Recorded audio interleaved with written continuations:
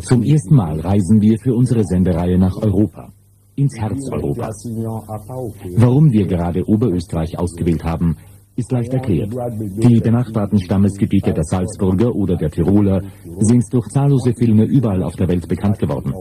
Und wie wir schon in Asien, Australien und Amerika gesehen haben, ein allzu großes Interesse der übrigen Welt zerstört die ursprünglichen Stammessitten.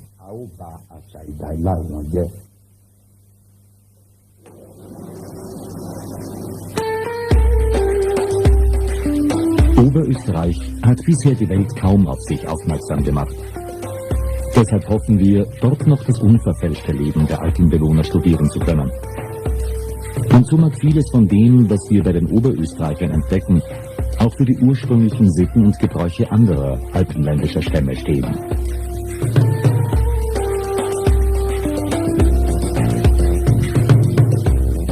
Wir haben lange gezögert, ehe wir zum ersten Mal nach Europa aufbrachen.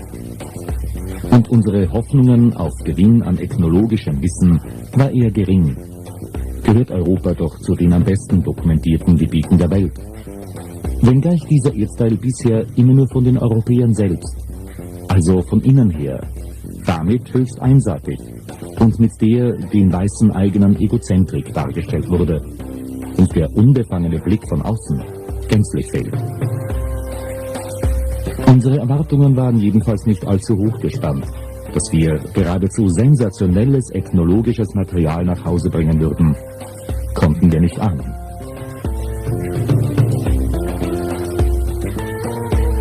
Oberösterreich liegt am Nordrand des großen mitteleuropäischen Gebirgszuges der Alpen. Nur etwa so groß wie der Virunga und der Rwenzori-Nationalpark zusammengenommen. Aber alles in Mitteleuropa ist kleinräumig und eng, oft bedrückend eng. Häufig verstellen Bergketten den Horizont, was sich auch im Denken der dort ansässigen Stämme und Völker bemerkbar macht. Denn wie sagt schon das alte Pygmäen-Sprichwort, man kann nur so weit denken, wie man sieht. Unsere Stammseher wissen es schon, in den großen Städten halten wir uns nicht lange auf. Linz, die Hauptstadt Oberösterreichs, ist übrigens eine Stadt wie andere auch, wie Lusaka, Mogadischu, Kinshasa oder Kananga, wenn auch nicht ganz so groß. Wir dringen sofort ins Landesinnere vor, in Gegenden, die noch keines schwarzen Mannes Fuß betreten hat. Und wir versuchen schon am zweiten Tag unseres Aufenthalts in Oberösterreich, Kontakt mit den Eingeborenen aufzunehmen.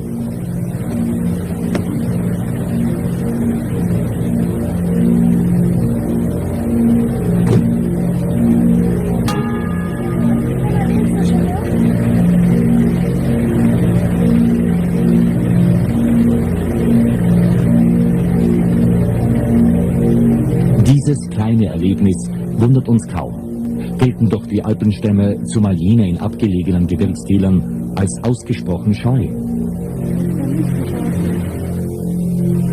Im Falle der Oberösterreicher spricht die Fachliteratur sogar von ausgeprägter Xenophobie, deren Ursachen wir übrigens später noch beleuchten werden.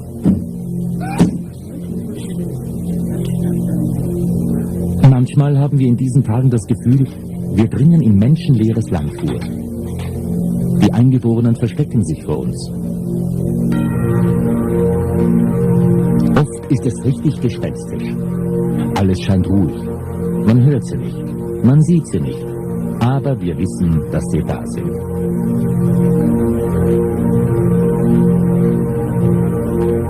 Nur selten verrät sich einer.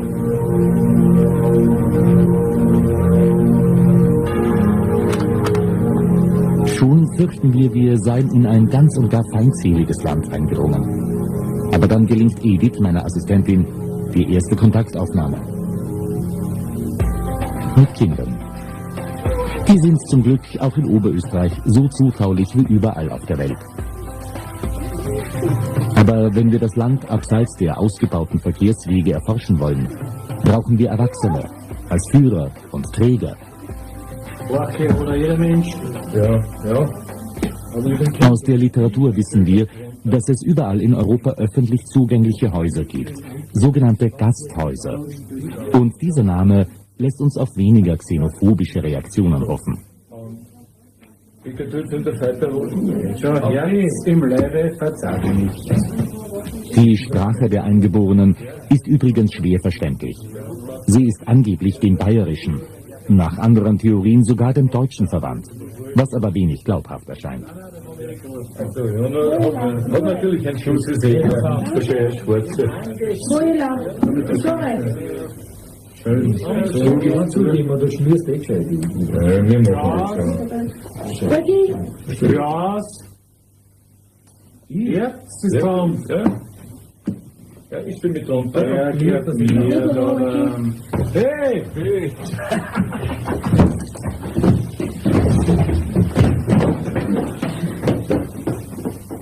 Die vier, stellt sich heraus, sind Brüder.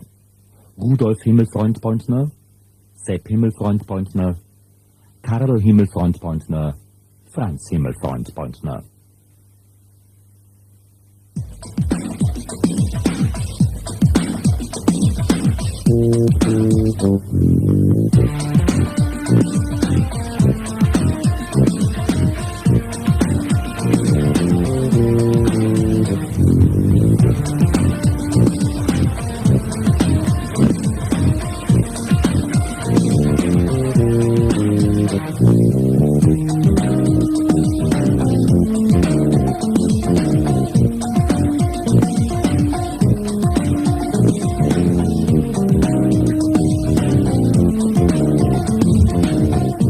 Als sie schon nach wenigen Tagen ein bisschen Vertrauen zu uns gefasst haben, sind die Himmelfreund-Pointner Brüder fast rührend bemüht, uns das zu zeigen, was sie in ihrer Heimat für sehenswert halten.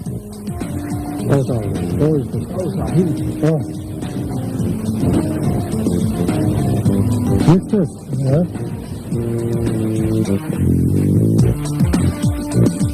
In mehr als einer Hinsicht haben wir Glück mit den Himmelfreund-Pointners. Sie erweisen sich als ausdauernd und zäh und bedürfen nur selten eines aufmunternden Zuspruchs.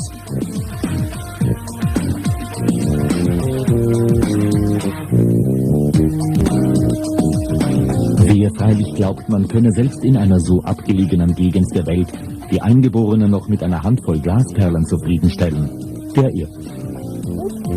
Nichts los. Gut. Nichts los. Passt gut.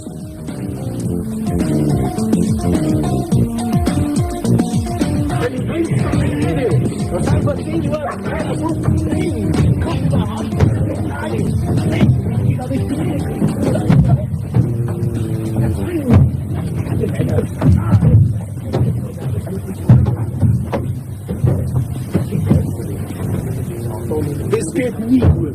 Nie. Was passiert da unten? Der uns Afrikanern selbstverständliche Gedanke, die Flussläufe als bequeme Verkehrswege zu nutzen, scheint den Alpenstämmen fremd. Sie sind erdverbunden, sie liegen steile, felsige Gebirgspfade. Entsprechend unsicher fühlen sie sich auf dem Wasser. Aber erfreulicherweise gibt es hier weder Krokodile noch Flusspferde.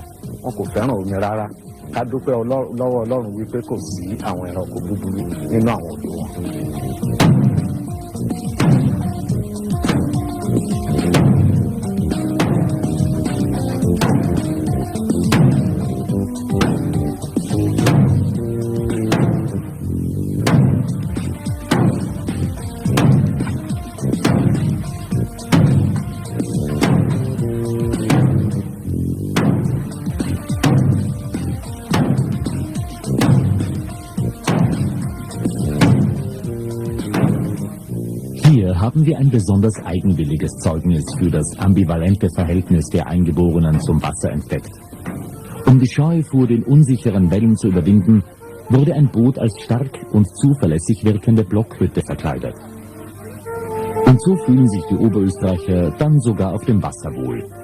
Wobei, wie wir hier schon sehen und später noch ausführlich sehen werden, bei den Oberösterreichern der Grad des Wohlbefindens von der konsumierten Menge jenes bitteren, stark schäumenden Getränks abhängig scheint, das auch bei uns in Afrika unter dem Namen Bier bekannt ist. Vom Wasser aus machen wir eine erste erstaunliche Beobachtung. Die oberösterreichischen Stämme sind, wie man nachlesen kann, schon vor einem Jahrtausend sesshaft geworden. Aber so scheint es nicht wirklich.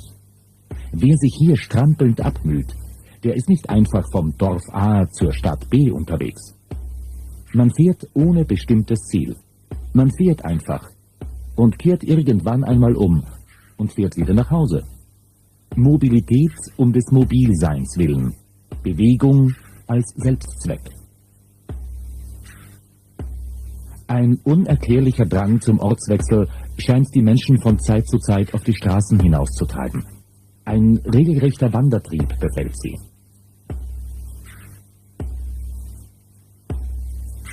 Nomadisches Verhalten hat der ethnologisch Gebildete zu konstatieren. Nomadentum. Aber ganz anders als etwa bei den Maasai in Kenia, weil das Nomadentum hier in den europäischen Alpen nicht als existenzielle Lebensform, sondern als bloße Attitüde erscheint. Ein Reflex aus der Vergangenheit, eine, so wie es aussieht, tief verwurzelte, aber kaum noch bewusste Erinnerung an eine frühere nomadische Lebensweise.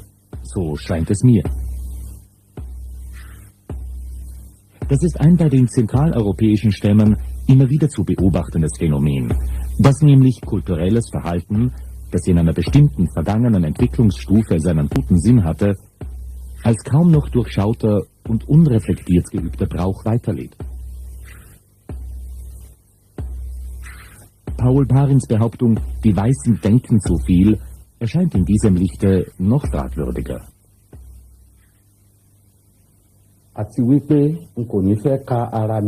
Trotz alledem möchte ich mich deshalb freilich nicht gleich der oft gehörten Behauptung anschließen, die europäischen Völker und Stämme besäßen gar keine wirkliche Kultur in unserem afrikanischen Sinn.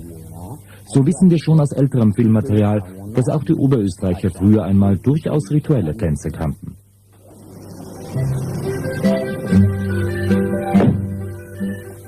Die Oberösterreicher tanzen.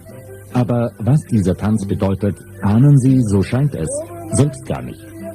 Die formalen Abläufe werden streng beachtet, aber es scheinen sinnentleerte Formen zu sein. Man muss als Forschungsreisender freilich immer und immer wieder vor Vorurteilen warnen. Fremde Länder, fremde Denkwelten.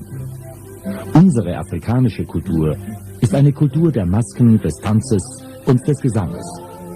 Die europäische Kultur, so sagt man, sei eine Kultur, nun ja, zum Beispiel des geschriebenen Wortes.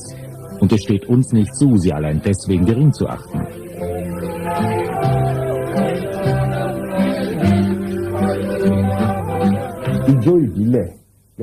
Der Gesang wird übrigens auch heute noch von den oberösterreichischen Stämmen gepflegt.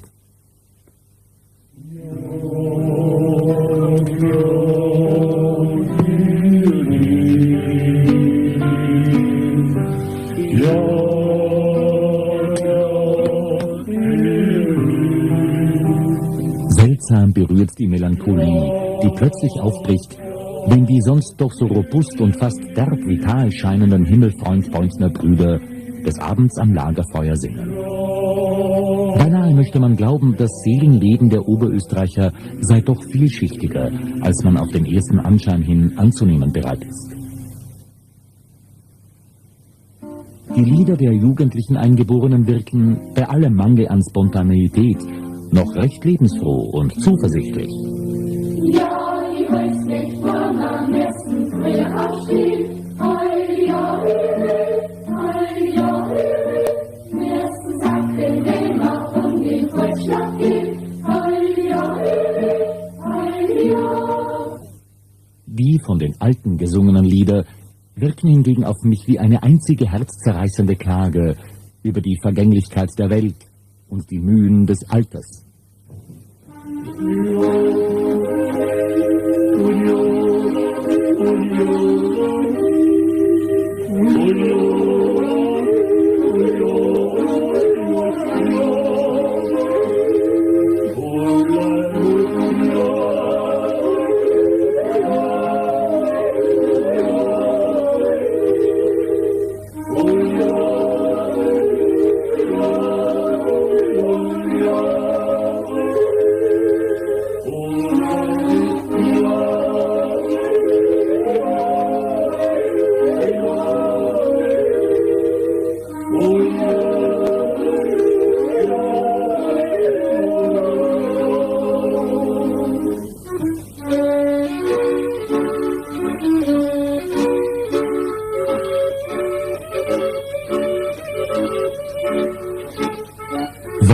alte Frauen singen, so mischen sich manchmal Spott und Hohn in die schrillen Klagelaute. Oberhalb beim Sprung, weg geht's gerund, so war man immer lieb, sah man immer gesund, Kinder immer so, auf beim Sprung, weg geht's gerund,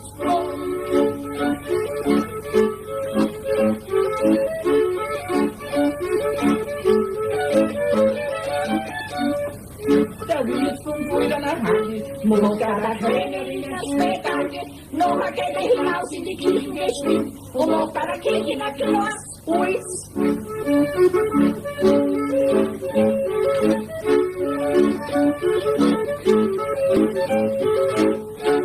Es gibt Maschinen, die alle Tisch, die Landermarkt, jetzt braucht man nur eine Schleier zu entfernen.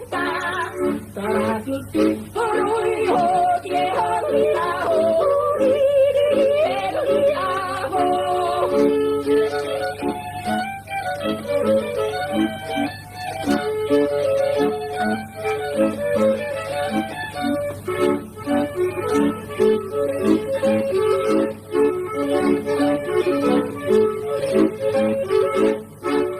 die ganzen Samsungen und jetzt Hermagen, drauf und los, Jungfrauen, samt die so in die Hützen darauf.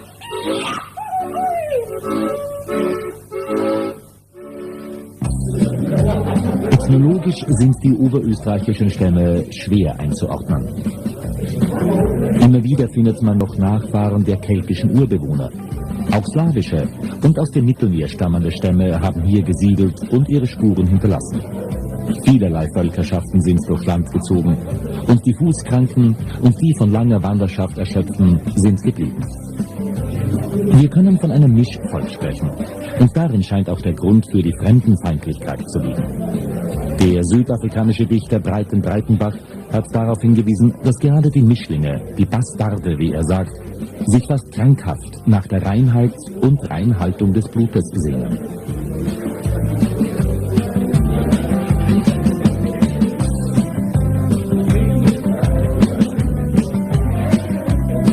Mit den Bayern sind, so scheint es, die Oberösterreicher am engsten verwandt. Auch kulturell, wenn man das im allerweitesten und streng wissenschaftlichen Sinn versteht.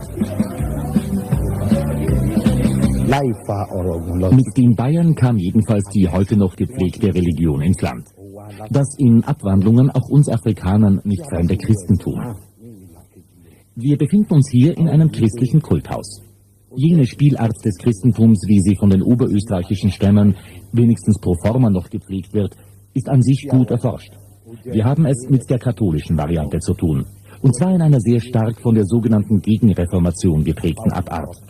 Es ist, wie auch in den anderen uns bekannten Ausprägungen, eine aus vielen disparaten Elementen zusammengesetzte, also synkretistische und somit für einen Durchschnittsafrikaner nicht leicht zu verstehende Religion. In gewisser Weise dem Judentum und dem Islam verwandt. Von diesen beiden aber unterschieden durch den Mythos eines getöteten und wieder auferstandenen jungen Gottes. Auch das keine originäre Prägung, sondern aus vorderasiatischen Mythen abgeleitet, denen des Dionysos, des Attis, des babylonischen Tammuz, des Marsyas und so fort. Verschmolzen mit dem nordischen des Odin oder Wotan, der wie jene Vegetationsgötter an einem Baume hängend starb, um dann verwandelt wieder auferstehen zu können. Am erstaunlichsten freilich ist die Behauptung, auf die ich immer wieder gestoßen bin, man hänge einer monotheistischen Religion an. Tatsächlich aber hat sich aus, ich will es nicht bestreiten, möglicherweise monotheistischen Anfängen ein etwas bizarrer Vielgötterglaube entwickelt. Die 4 großen Gottheiten sind ein namenloser und nur selten bildlich dargestellter Vatergott, eine Muttergottheit, jener schon erwähnte junge Gott, oft auch als in seiner Funktion nicht ganz klarer Gottes Sohn bezeichnet, halb Mensch, halb Gott, und dann noch als Nummer 4, aber offenbar als sehr einflussreich eingeschätzt, ein böser Gott, der alles Übel in die Welt gebracht haben soll.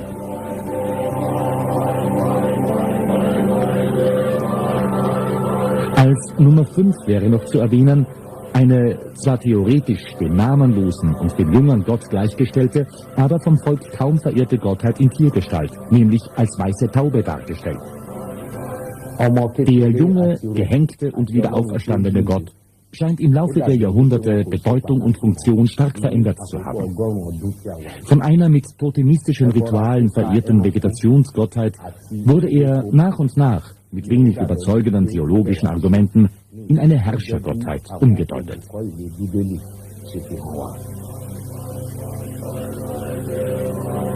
Und die Verwalter des Kultes dieses Gottes machten sich damit selbst zu Herrschern.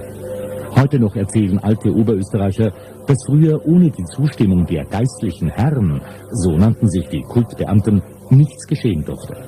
Von der Macht dieser geistlichen Herren zeugen heute noch die gewaltigen Kulthäuser. Leicht erkennbar an den angebauten Türmen, wie wir Afrikaner sie etwa von den Ahnenhäusern in Mali her kennen. Vieles an dieser Religion mag dem Durchschnittsafrikaner absurd erscheinen. Daneben gibt es aber Phänomene, etwa animistische Denkweisen, wie sie auch bei uns vor noch nicht gar so langer Zeit vorherrschten. Oft findet man vor den Häusern der Oberösterreicher diese kleinen Statuetten, die unschwer als Objekte eines Ahnenkultes zu identifizieren sind. Da die Figürchen nicht wie bei uns stilisiert, sondern sehr naturalistisch ausgeführt sind, geben sie uns einen guten Eindruck vom Aussehen der Oberösterreicher in vergangenen Jahrhunderten. Diese Sammlung von Totenköpfen haben wir im oberösterreichischen Ort Hallstatt entdeckt. Und welcher Afrikaner würde dabei nicht sofort an die Schädelhäuser im angolanischen Kasenje denken?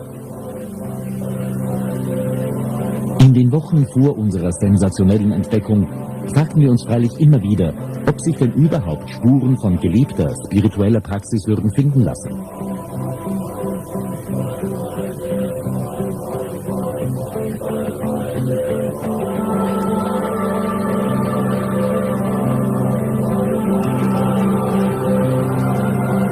Die alten Kulthäuser in all ihrer Pracht stehen leer.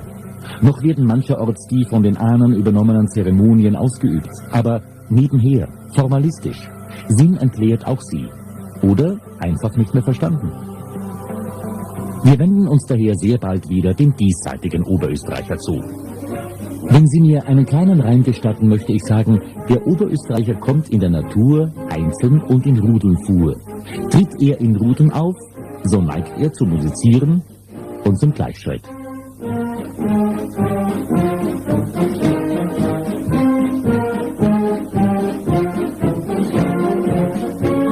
Die Rudelbildung steht, wenigstens auf den ersten Blick, in krassem Gegensatz zu dem in der Fachliteratur oft beschriebenen Hauptwesenszug der europäischen Völker, nämlich dem Individualismus. Diese uns Afrikanern so fremde Überbetonung des Einzelnen müssen wir immer mitdenken, wenn wir uns in die Denkwelt eines europäischen Stammes versetzen wollen. Dass jemand seine eigenen Interessen denen der Familie, des Clans oder des Stammes für gleichwertig, wenn nicht sogar für überlegen hält, das gilt in Europa nicht als egoistisch und gemeinschaftsschädigend, sondern ist akzeptierter Grundkonsens. Allerdings, die Neigung zur Rudelbildung zeigt es uns, immer nur sich selbst als Individuum und nicht als in der Gemeinschaft geborgener und geschützter Teil einer Gruppe zu sehen, das halten auch die Oberösterreicher nicht aus. Beim Auftreten im Rudel neigen sie zu bizarrer Verkleidung, aber durchaus nicht zu individueller. Um sich vom Individualismus zu erholen, machen sie sich auch optisch gleich, sehr augenfällig gleich.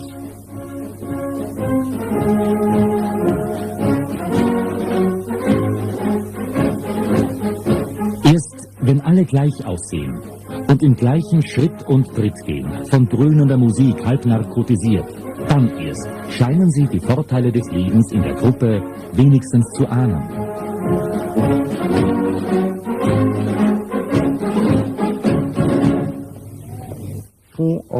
Mit der Verabsolutierung des Individuums scheint auch ein Phänomen zusammenzuhängen, das einem Afrikaner sofort auffällt, wenn er zum ersten Mal in die dichter besiedelten Gebiete der oberösterreichischen Stämme kommt.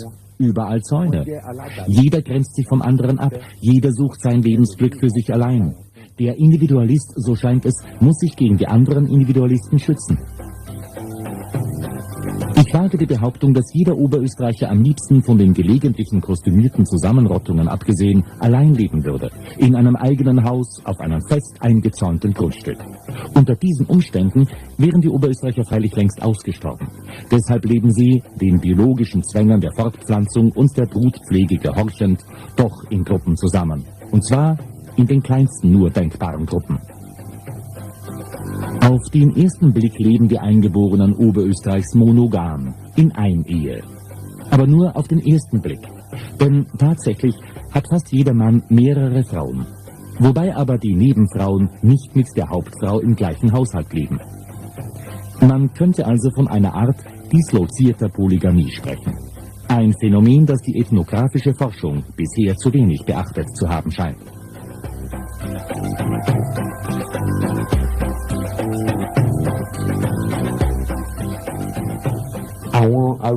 Und die Alten? Was geschieht mit den Alten, an deren herzzerreißende Klagegesänge wir uns noch erinnern? In unserem vorletzten Film haben wir gesehen, wie die Eskimos ihre sozusagen unnütz gewordenen Alten einfach auf einer Eisscholle aussetzen. Nun, das tun die Oberösterreicher nicht, vermutlich aus klimatischen Gründen.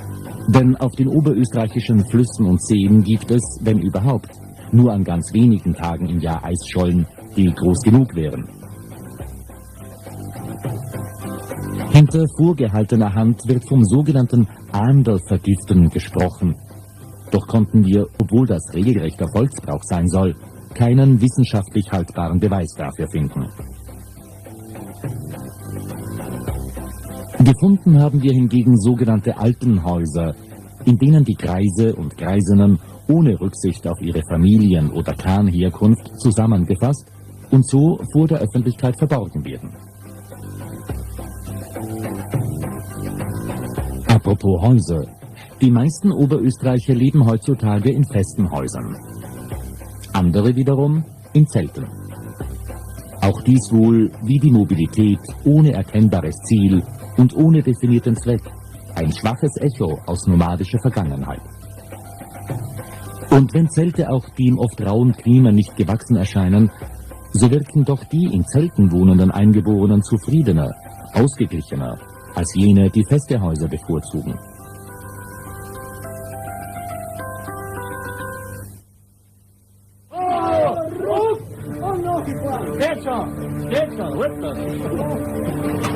Welche in der ethnologischen Literatur bisher nicht beschriebene und von uns als erste entdeckte Bedeutung das Zelt im Leben der Oberösterreicher hat, das zu erfahren, verdanken wir einem glücklichen Zufall.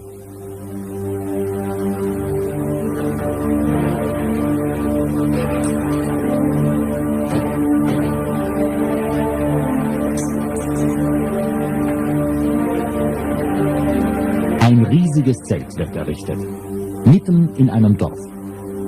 Zu welchem Zweck, das ist vorerst nicht erkennbar. Deutlich erkennbar hingegen ist, dass sich die gesamte männliche Bevölkerung des Dorfes an diesem Bau beteiligt. Ein Gemeinschaftswerk, mit größerem Eifer vollbracht als das übliche Tatwerk. Was wird in diesem Zelt geschehen? Wir warten bis zum Einbruch der Nacht. Und dann lassen die Eingeborenen alle profane Arbeit ruhen und versammeln sich im Zelt. Auch aus den Nachbardörfern strömen sie herbei. Wozu?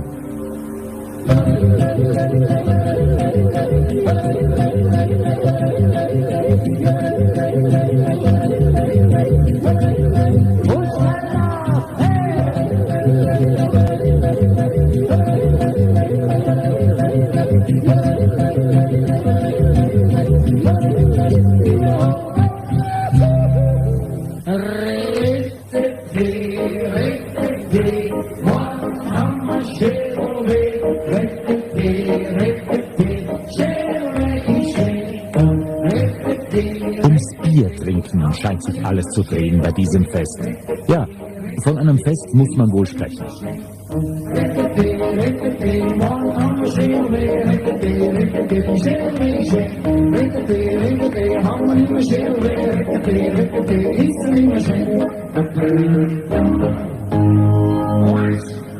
2, 3, super!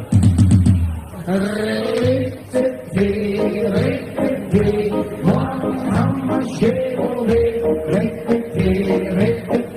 Chevrolet ist schön. Haben wir immer Chevrolet, ist er immer schön. Morgen haben wir Chevrolet, Chevrolet ist schön.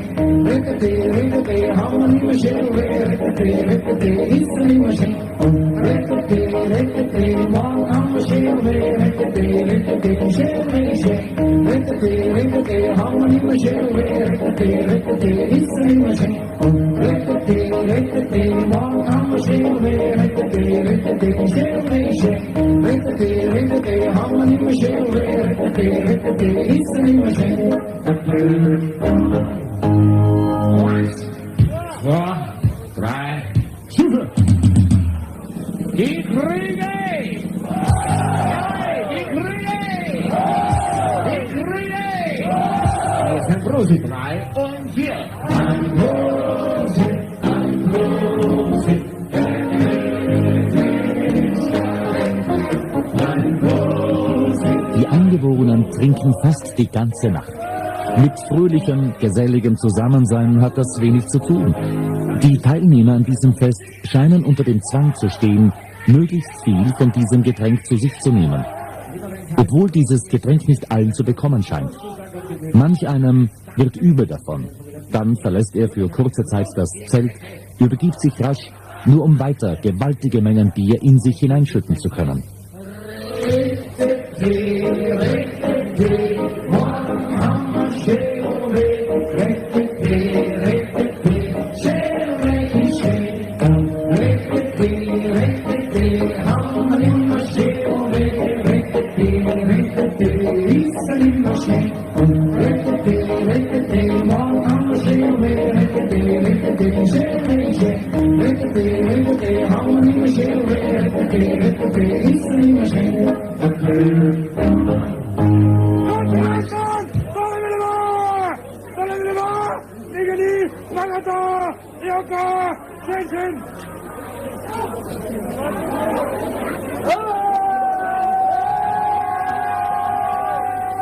Lange nach Mitternacht kehren die Eingeborenen in ihre Behausungen heim. Aber schon früh am Vormittag sitzen sie wieder im Zelt. Ruhiger und weniger lärmend als in der Nacht. Aber sie sind da, als müssten sie kommen, als sei ihr Kommen Pflicht. 2 Tage und 3 Nächte lang dauert das Fest. Dann wird das Zelt abgebrochen, das Dorf kehrt wieder zum Alltagsleben zurück.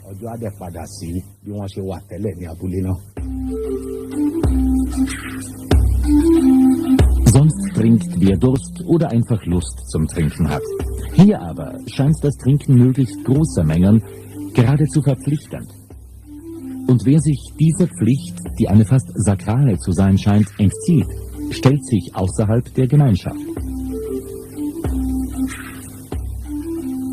Ein der ethnologischen Forschung bisher unbekannter Kult?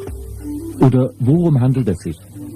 Wir befragen unsere Begleiter, die Brüder Himmelfreundspointner. Das heißt gar nichts Besonderes. Naja, zusammensitzen, dann uns halt gern. Und steht, wenn er Musik spielt. Das Bier schmeckt uns halt. Das bedeutet nichts. Nein, eine besondere Bedeutung hat das nicht. Man muss sich als Forschungsreisender davor hüten, Zufälliges für Typisches zu halten. Aber wie die Himmelfreundspointners jede tiefere Bedeutung leugneten, wie sie dieses Fest zur Alltäglichkeit herunterspielen wollten, gerade das gab mir die Gewissheit, dass es sich hier um ein kultisches Treffen von eminenter Bedeutung handeln müsse. Denn überall auf der Welt versuchen die Eingeborenen, ihre wichtigsten Riten und Kulte vor den Fremden, den Nicht-Eingeweihten zu verbergen. Wir hielten, was wir miterlebt hatten, zunächst für einen lokalen Kult. Dann ein anderes Dorf, ein anderes Zelt.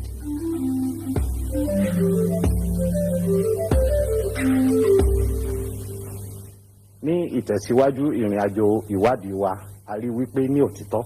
Und auf unserer weiteren Reise durch tatsächlich nur ungenügend erforschte Oberösterreich stellen wir fest, dass, höchst erstaunlich, in jedem Dorf einmal im Jahr eine solche mysteriöse Zusammenkunft stattfindet. Fast immer in Zelten. Zeltern in Stadeln, Zeughäusern und so weiter.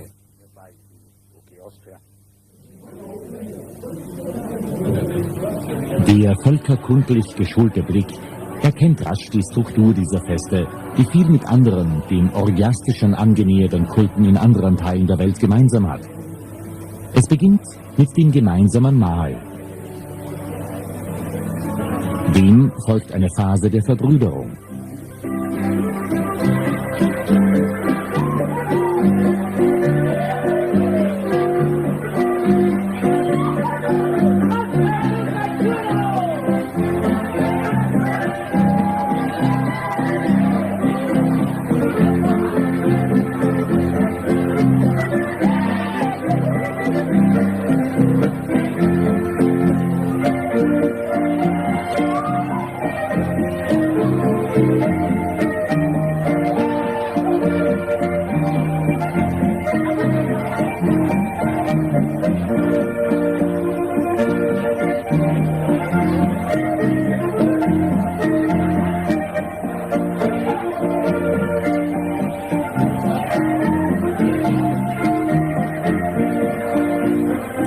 Individualistischen Oberösterreicher suchen wieder, wie wir es schon bei der Rudelbildung gesehen haben, Gemeinschaft, wollen Gleiche unter Gleichen werden.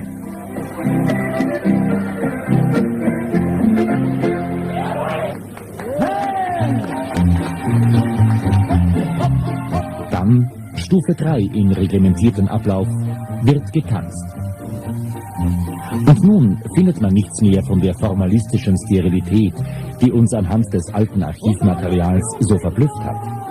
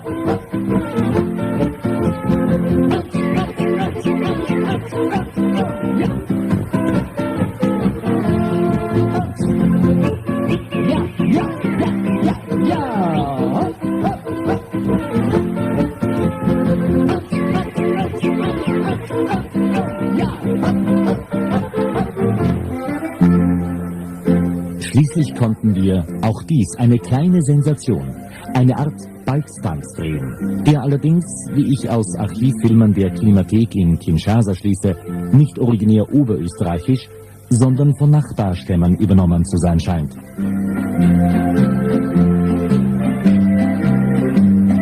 Mit diesen grotesken Gesten und Bewegungen wollen die Burschen, das ist ganz klar, um die jungen Frauen werben und sie zum Koitus auffordern.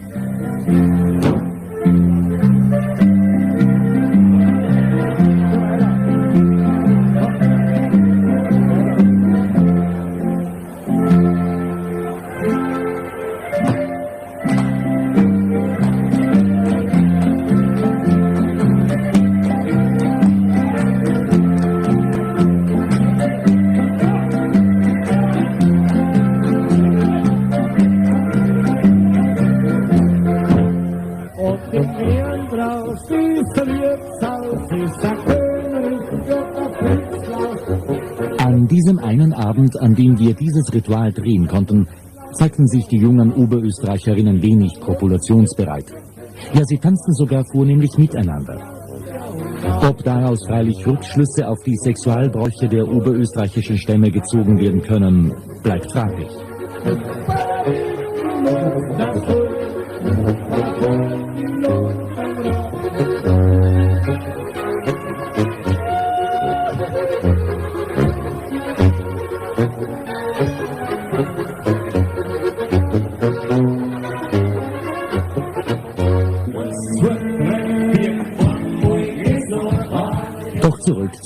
strukturellen Verlauf dieser kultischen Feste. Es naht der Höhepunkt mit orgiastischer, wenn auch nicht unbedingt sexuell betonter Ausgelassenheit. Man hat sich in Trance getanzt und getrunken. Nichts ist mehr zu bemerken von der Langsamkeit, die man sonst den Alpenstämmern nachsagt. Man tritt sozusagen aus sich heraus. Man überschreitet die engen Grenzen der eigenen Persönlichkeit, wie es für jene Trance-Zustände eben typisch ist, deren Erreichung das Ziel so vieler Kulte, so vieler Völker auf der Welt ist.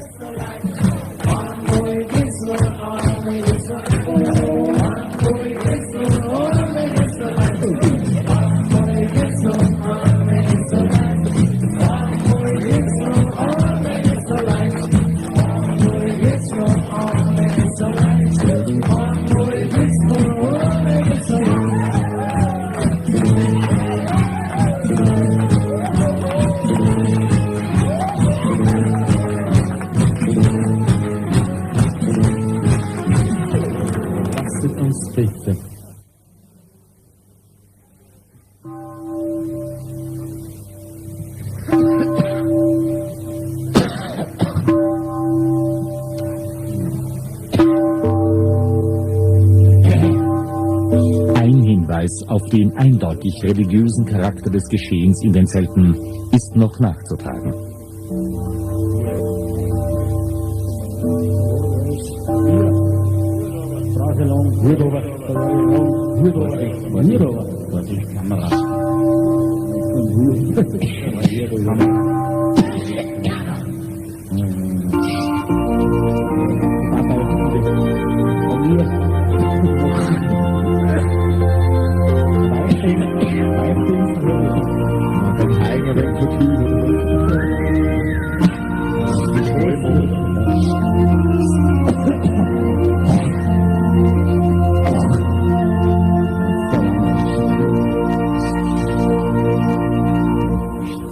Jesu Kindlein, bleib bei mir, trink ein Glas Wein mit mir.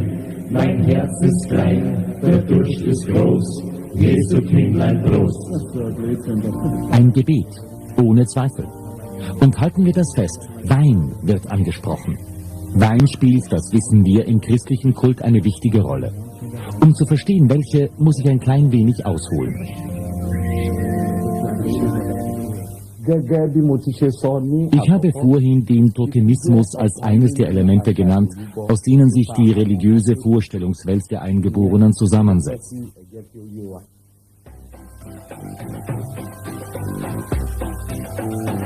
Die Hinrichtung des jungen Gottes wird als Opfertod verstanden, soweit so klar. Weniger leicht zu verstehen ist die Erklärung, warum dieser Gott habe geopfert werden müssen. Nämlich, die namenlose Vatergottheit sei von den Menschen beleidigt worden und habe nur durch die Ermordung seines Sohnes wieder versöhnt werden können. Das klingt abstrus, ich weiß, aber halten wir fest, dass hier ein Schuldgedanke im Spiel ist. Und wie wird das Andenken an den Opfertod des jungen Gottes gefeiert? Jeder mit dem Totemismus vertraute Afrikaner errät es sofort. Durch ein gemeinsames Mahl, in dem der junge Gott gemeinschaftlich verzehrt wird. Man isst sein Fleisch. Man trinkt sein Blut. Eine tote Mahlzeit also. Die Erinnerung an einen gemeinschaftlich begangenen Mord. Die rituelle Wiederholung, die das soziale Band zwischen den Schuldigen von Zeit zu Zeit wieder festigt. Wir kennen das. Unsicher ist, ob in alter Zeit jeweils wirklich ein Mensch getötet und verzehrt wurde oder ob die Übertragung auf ein Totentier von Anfang an da war. Das Totentier war jedenfalls das Lamm und der junge, gehängte Gott wird heute noch oft als Lamm Gottes angesprochen. Interessant ist allerdings, dass bei den kultischen Feiern nicht das Lamm verzehrt wird, sondern Brot.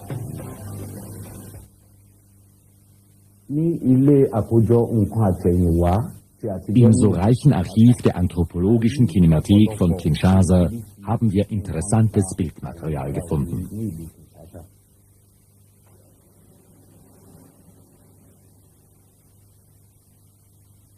Das gemeinsame rituelle Mahl. Ein Lamm aus Brotteig wird verzehrt. Brot als Substitut für das Fleisch. Und der Wein wurde getrunken als Blut.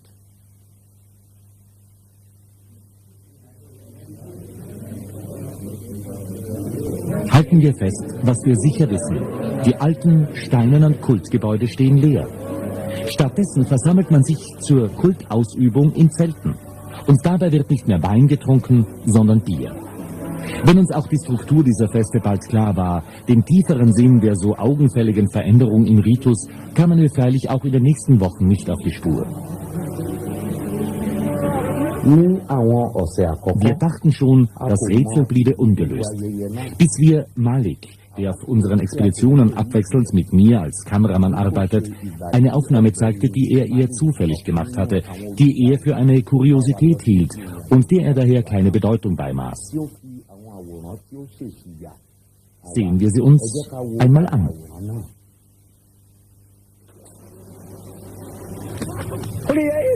Auch ich selbst konnte zunächst mit diesem merkwürdigen alten Mann und dem Hahn auf seinem Kopf nicht viel anfangen. So geht das nicht. Gut aufgeladen, voller Erfolg.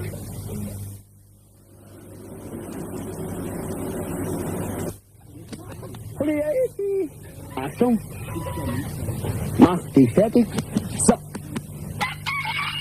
So geht das nicht. Gut aufgeladen, voller Erfolg.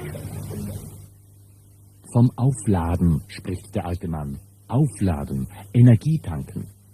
Sollte diese kleine, scheinbar nebensächliche Szene ihrerseits eine kultische Handlung sein? Ein Tierkult, der Hahn als neues Totemtier.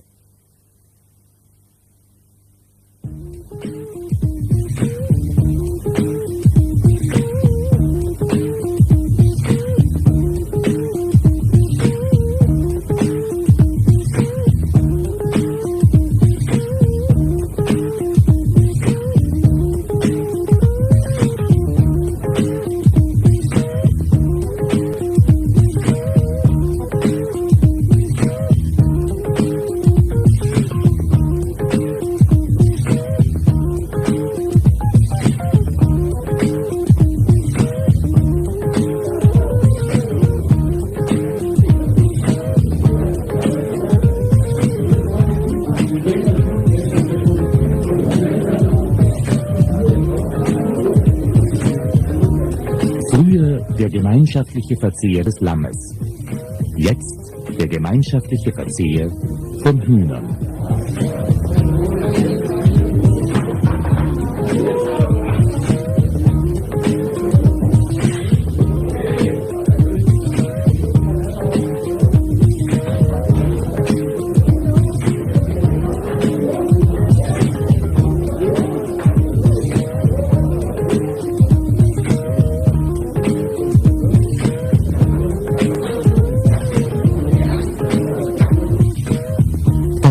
Sich, psychologisch gesprochen, als Projektionsfläche für religiöse Vorstellungen hervorragend eignet, wissen gerade wir in Afrika nur zu gut. Und wir kennen das etwa auch von den Voodoo-Kulten her. Tendenziell muss der Hahn früher aber auch in den Alpen verehrt worden sein. Denn man findet sein Abbild auch in alten Zeiten schon auf den Türmen mancher Kulthäuser. Und auch in den Häusern selbst.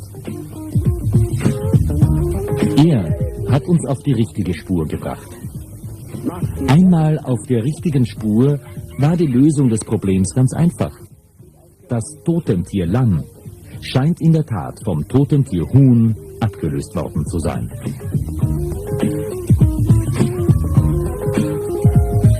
Und einmal aufmerksam geworden, findet man Hinweise und Beweise zuhauf. Hühner scheinen die beliebtesten Haustiere zu sein. Sie werden in größeren Mengen gehalten als alle anderen Tiere, die die Oberösterreicher zu zähmen imstande waren. Und Hühner spielen, ein alter Bauer verrät es uns, auch in der sprachlichen Metaphorik des Volkes eine wesentliche Rolle. Daher stolzieren wie ein Gockelhahn, sagt man. Und ein guter Hahn wird selten fett. Ja, und das wünscht sich eigentlich jeder Mann. Hahn im Korb sein. Ne? Stimmt's? Oder nicht? Und dann gibt's noch eine alte Bauernregel, und die besagt, dreht der Hahn auf den Mist, Dann ändert sich wieder oder es bleibt, wie es ist. Ja, gibt so schöne Sprüche. Ein altes Sprichwort fällt mir da auch noch ein. Und zwar, das bezieht sich auf die Händeln, gell? Händeln.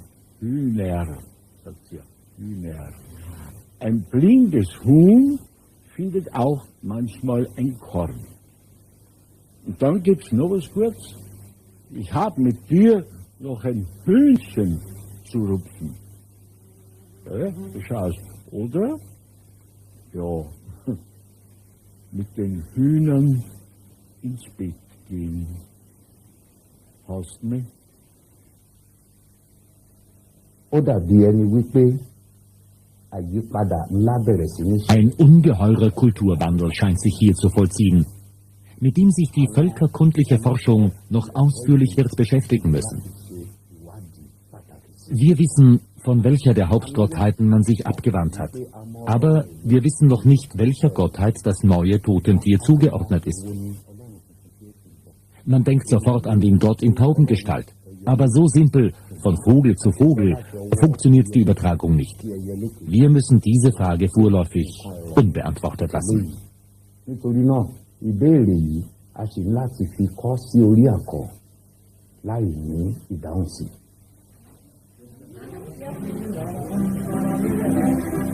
Aber einen weiteren, einen letzten Beweis für die Verehrung des Huhnes haben wir noch. Einen Tanz, den wir bei vielen Zeltfesten beobachten und den wir zunächst nicht interpretieren konnten.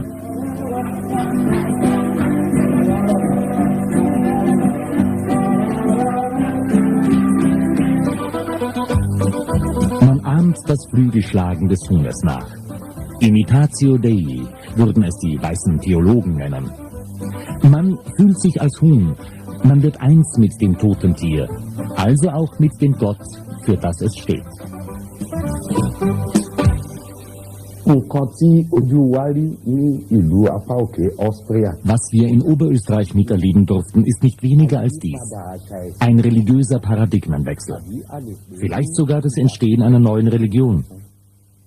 Ein weißer Fleck auf der ethnologischen Weltkarte konnte beseitigt werden. Mit wissenschaftlichem Scharfsinn, aber natürlich auch mit jenem Quäntchen Glück, auf das Forschungsreisende stets vertrauen müssen. Viele andere Rätsel freilich bleiben ungelöst. Denn ganz werden wir wohl nie eindringen können in die Psyche der Eingeborenen im fernen Oberösterreich. Schönen Abend und alles Gute bis zum nächsten Mal, wenn es wieder heißt: Fremde Länder, fremde Sitten. Ka Junge Kagame zeigt uns die Welt.